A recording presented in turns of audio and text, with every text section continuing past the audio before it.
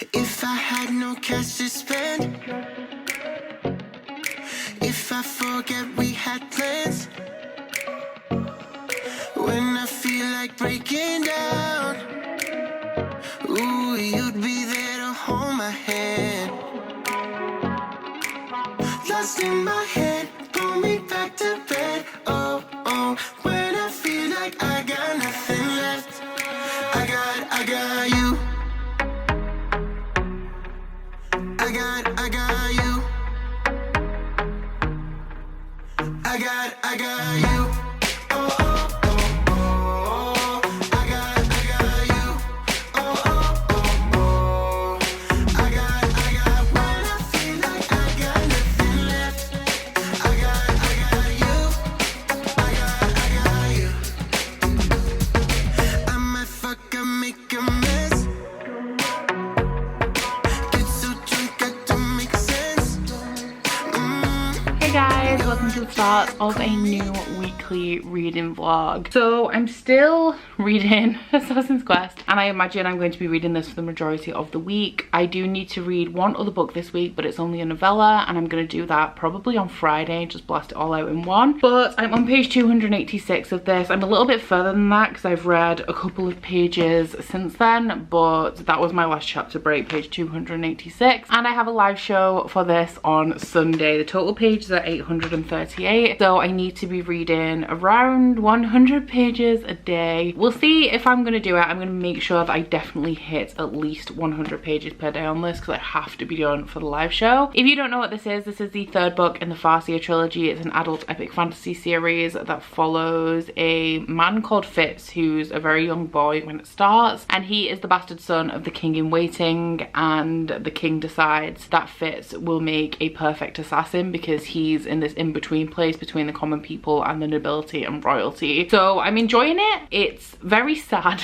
The whole series is very sad, but the almost 300 pages I've read of this so far have been extremely sad. I've just read, the 5 pages that I've just read have been extremely sad, but I know that quite a lot goes down in this book, and I believe that it's going to start picking up soon, and when it picks up I can read like 150 200 pages of this a day. It's just getting through that slow beginning that always throws me every time I pick up a book in that series. I have received a little bit of book mail today. I have a jiffy bag here. I'm not exactly sure what is in this. It's from a publisher, I believe, so let's open it up and find out. Okay, so the one we have today is The Mermaid, the Witch and the Sea by Maggie Tokuda Hall. So this one is from Bookopoly, so thank you so much to Bookopoly for sending this my way. I believe that this is a diverse young adult fantasy. It's a pirate story, I'm assuming. Like, yeah, the first line says aboard the pirate ship the Dove, and I believe it has a lot about sexuality and gender identity in it, and it is also a debut. So the release date for this one is the 3rd of September. Honestly, my August is stacked, but I will try and read this at the beginning of September at the latest, so I can let you guys know what I think about this. Okay, so this follows a pirate called Florian, who was born Flora, who has always done whatever it takes to survive, and then Florian is drawn towards this highborn lady who has passage on the ship, heading towards an arranged marriage that she doesn't want. The book also contains a wild escape that will free a captured mermaid who is coveted for her illicit and hallucinogenic blood, and it also includes the mysterious pirate supreme, an opportunistic witch, double agents, and the all-encompassing sea herself. So this one, it looks like it's going to be a wild ride. It's around 400 pages, so not too long, and yeah, thank you so much to Bookopoly for sending this my way. So this week I don't have a great deal of plans, not sure what this vlog is going to entail. Probably lots of cat footage. Hamilton is settling in well. He's upstairs asleep at the moment, I think. We just had a little bit of a playtime. I'm trying to encourage him to exclusively use his scratch post instead of my sofa, and I need to do that within the next month because my new sofa arrives sometime in September. So that is what we're working on at the moment. And this week, candle wise, I need to start working on the subscription box order that I have. Everything is ordered for that. It has been announced on Twitter now, so I will be providing an exclusive candle that will be in the September book hooked boxes. So I think everything that I need for that will have arrived by the end of the week, so I need to get on with that. Last week I had a product launch, so I have quite a few orders of all the new stock to get done.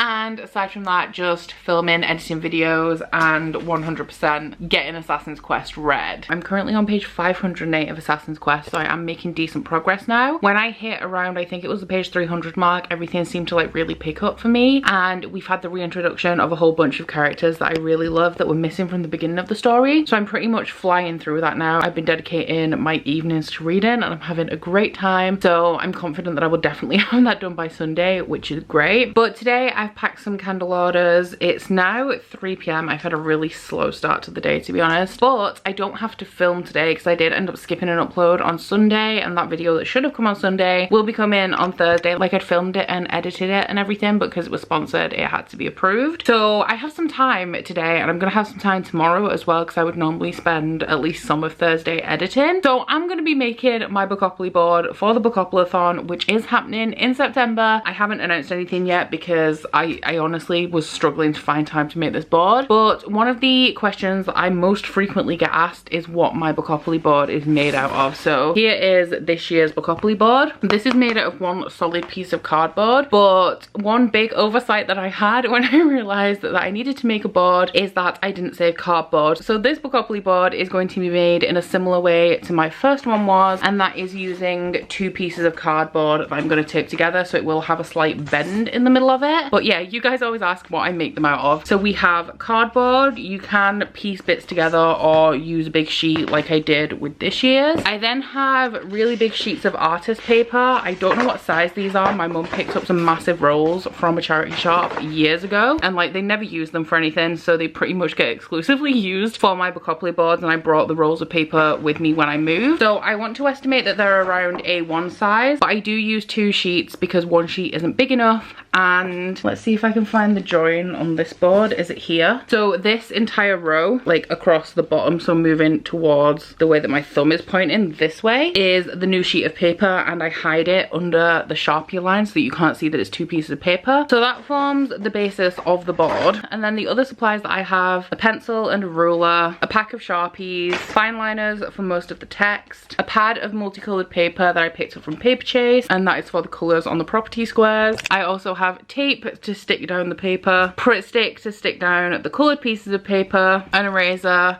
and pencil sharpener obviously for the pencil. And the only other thing that I have is post-it notes for plotting. So what I'm going to be doing today is I'm going to be sticking down the paper onto the board, making the actual physical board, probably getting all of the spaces on there, outlining them all, sticking the coloured paper down, and then hopefully I will have time to start plotting what the squares will actually be. And then as I go along, using my Sharpies and fine liners, and also pencils, because I pencil everything before I actually put it down properly, I will be lifting the post-it notes off and just replacing them with actual text on the board. So I'm probably not going to be filming this process because it's going to take me at least today and tomorrow to get this bit done. But yeah, those are the supplies that I use to make a Bookopoly board for those of you that have asked.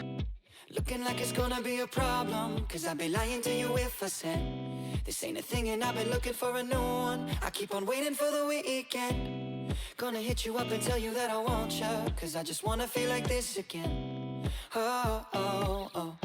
All I wanna do is feel awesome. Yeah, yeah, yeah. All I wanna do is feel awesome. Yeah, yeah, yeah. Baby, can you make me feel awesome? That is really, really helpful. Thank you. Up all night again, me and you, left and right, and then whoa, whoa, oh, oh. Up and down, side to side, and then back and forth. Up all night again, me and you, left and right, and then whoa. All I wanna do is feel awesome. All I wanna do is feel awesome. All I wanna do is feel awesome.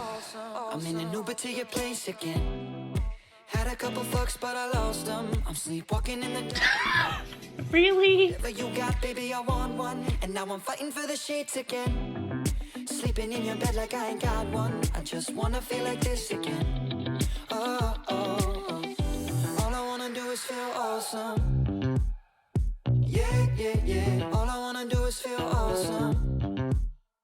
Yeah, yeah, yeah. Baby, can you make me feel awesome? Up and down, side to side, and then back and forth. Up all night again, me and you, left and right, and then whoa, whoa, oh, oh. Up and down, side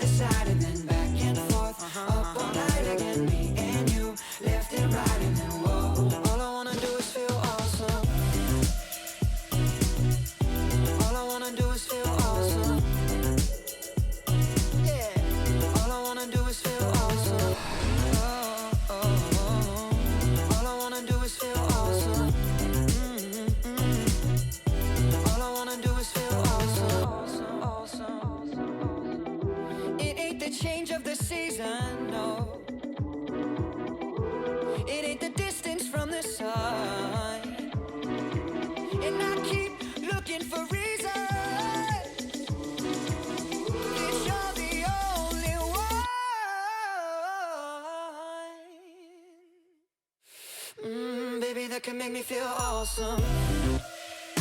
Yeah, yeah, yeah. Baby, yeah, you make me feel awesome. Oh, yeah.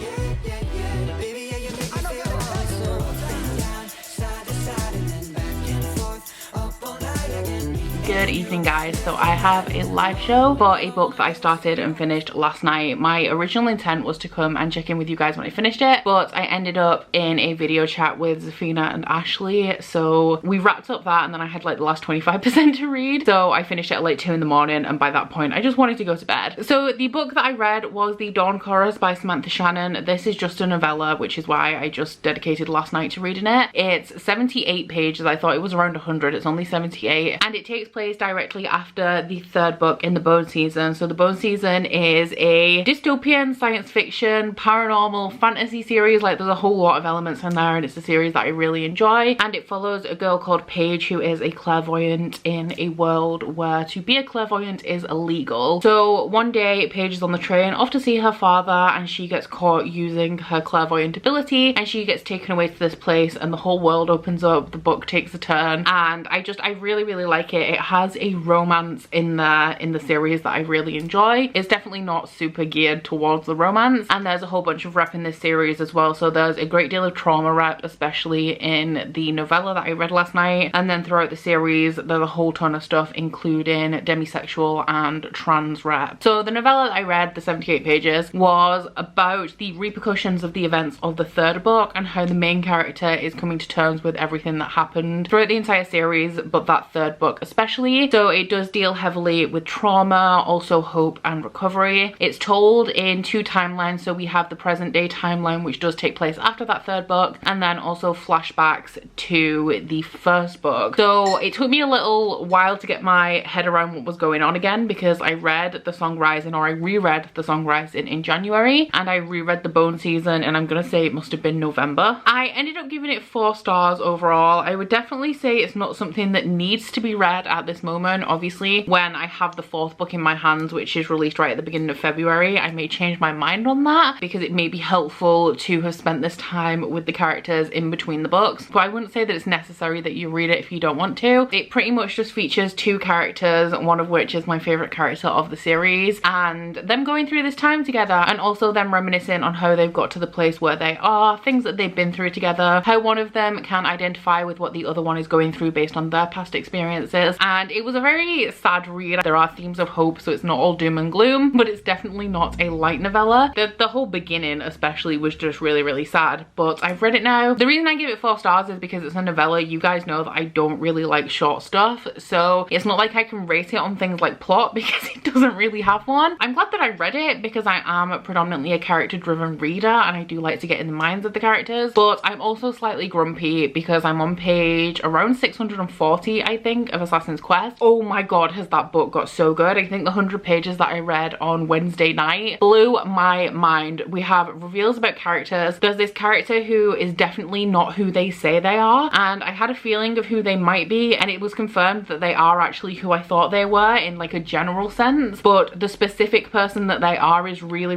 bugging me, because I know that this character will have been mentioned in passing in the earlier books when they're talking about the lore of the world and the history and the politics, and it will have been mentioned who this character is. I can't describe it, but I didn't tab the other 2 books, and it's annoying me that I know that somewhere in the last 2 books is the answer that I'm seeking, but I have no idea where to even begin to look for it. But yeah, I'm so excited to get back to Assassin's Quest. The live show is at 9 p.m. tonight, so I doubt that I'm gonna get any reading done today, which is really sad, because it means I'm gonna have to read almost 200 pages tomorrow and also Sunday daytime, which is gonna be a struggle because I do need to film and edit a video tomorrow as well. But yeah, that being said, I'm gonna go and get ready for the Dawn Chorus live show, and I'll see you guys hopefully when I finished Assassin's Quest. I'm really hoping that I have time to read it tomorrow, because I don't have to work tomorrow aside from filming and editing. So I think that because of where I'm up to and how excited I am to read on, I could end up just reading the last 200 pages pretty much in one go. So I'm finally at a point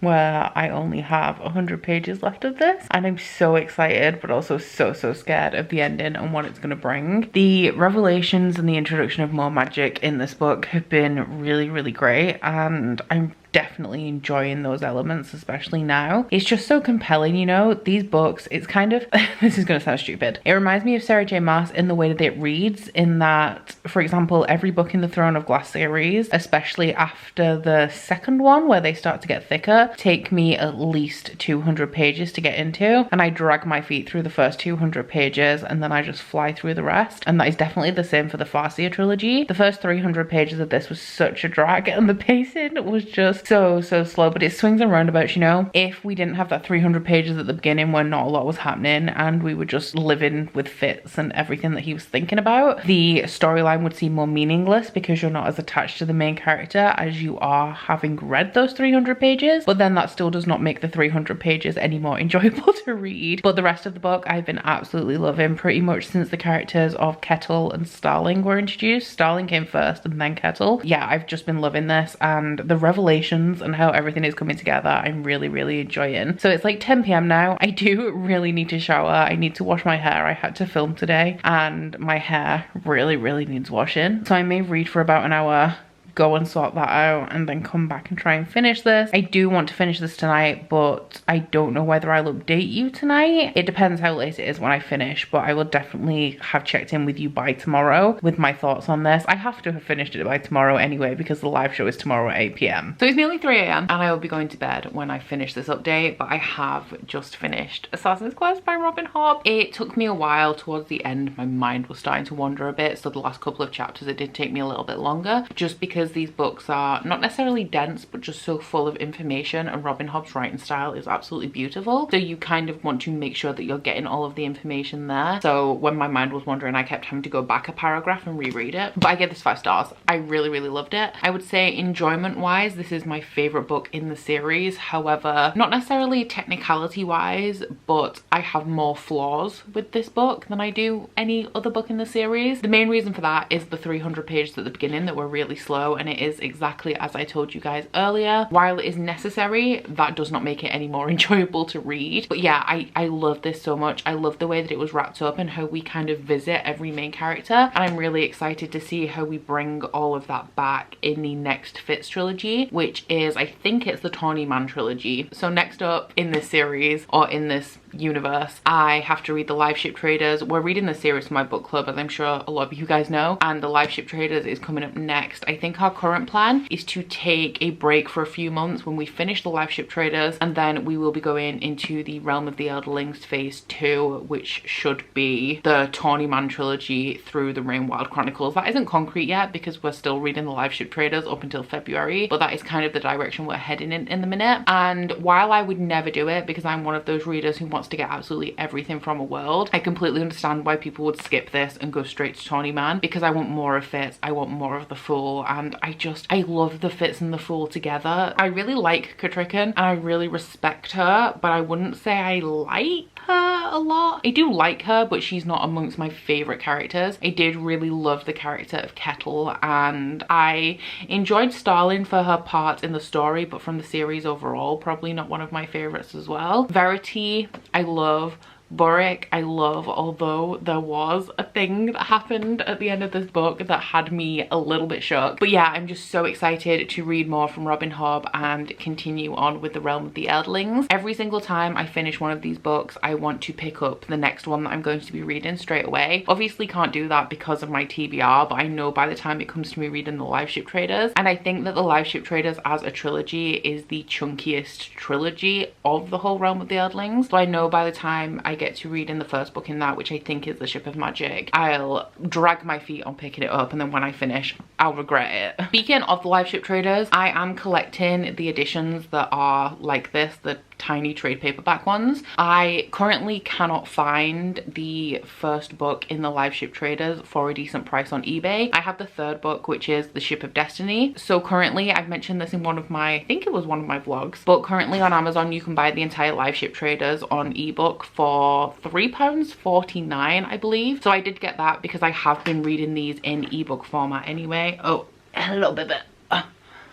So because I've been reading them in ebook anyway, I decided, oh god, he's so heavy. I decided that I would pick those up and try and get the first 2 books in the trilogy secondhand at a later date. So with that being said, I'm going to go and give this one a few more biscuits because I think he's pestering me because he wants me to put some food down for him, and then I'm gonna go and get some sleep. I currently do not know what book I'm going to be picking up next. I have a lot of editing to do tomorrow, and then I have the live show for this book, so I may not get a whole ton of reading done, but whenever I do pick up a new book, I will let you guys know. So I'm currently waiting for my Bookopoly Readathon announcement to process. So while I'm doing that, I'm actually going to start Infinity Sun by Adam Silvera. This was my punishment pick for not completing July's Bookopoly. I don't really know anything about this apart from that it's Adam Silvera's first fantasy book. It's young adult. Gavin hates it, which is why I have to read it. I received this in an Illumicrate. It wasn't a book that I was previously interested in. However, I do like Adam Silvera for contemporary, so we'll give it a try, but I'm not expecting to love it, so wish me luck. Hey guys, so I just got out of our after live show chat. It is just past 1 AM, so it is time to wrap up this vlog. I did start Infinity Sun earlier today. I'm only on page 35. I normally go to sleep at about 2, so I think I'm probably gonna go and get into bed and read some of this now. I'm not gonna tell you anything about it because I don't really know too much about it, aside from that there seems to be like a superhero, maybe also villains kind of war going on, and it follows 2 brothers. But I can already say that I don't like the writing style, which is as I suspected. Adam Silvera has a very contemporary writing style because he is predominantly a contemporary author, and as I imagined, that does transfer into his fantasy work. And I personally, oh hey babe, hey, and I personally do not really like fantasy that has contemporary writing styles all that much. I can handle urban fantasy or like new adult fantasy that has kind of a, I want to say a standard writing style, because I always feel with new adult fantasy it's nothing like it, you can't say it's flowery, it's not overly contemporary or anything, it's just like a writing style. I don't know, but I can deal with that. But Adam Silvera has a very particular kind of contemporary writing style. He uses a lot of slang and colloquialisms. I believe he's from New York and he writes from a teenage perspective. I want to say mimic teenage speech, but to be fair, I have no idea how teenagers in New York City actually speak, so I don't know whether it is accurate. But yeah, it's just not a writing style that I like. I can deal with it in contemporary, but I cannot really deal with it in fantasy. But regardless, I don't think it's going to take me too long to read this, and I'll let you know a little bit more about the plot and my thoughts on the plot and everything in next week's vlog. But that is about it for this week's vlog, guys, so I hope you have enjoyed it if you've made it this far. If you have, please don't forget to like if you liked it and subscribe if you wanna, and I will see you guys next week. Bye! Oh, you bite your friend like chocolate. You say you're go where nobody knows, with guns hidden under our petticoats. We're never gonna quit it, no, we're never gonna quit it, no.